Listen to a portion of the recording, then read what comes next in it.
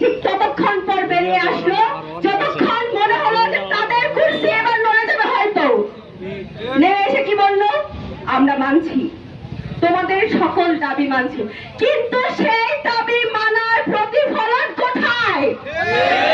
আমরা বারবার বলেছিলাম তদন্ত কমিটিতে অবশ্যই শিক্ষার্থী দুজনকে যুক্ত করতে হবে যে সাজিদকে খুব ভালোভাবে চেনে।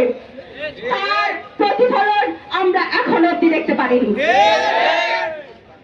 এতক্ষণ পেরিয়ে যাওয়ার পরেও প্রভিসি ভিসি প্রক্টর মহোদয় কোন ভালো সান্ত্বনামূলক কথাবার্তা না বলে কি বলছেন, আমরা মাফ করি, আমরা আবেগী, ছাত্রদের হাতে ক্ষমতা বলে ছাত্ররা যা খুশি তাই করছে। একটা বিশ্ববিদ্যালয়ের অভিভাবক যদি এইরকম কথা বলে, সেই অভিভাবকের দায়িত্বে আমরা কিভাবে এই বিশ্ববিদ্যালয়ে পাঠদান কর্মসূচি চালু রাখতে পারি?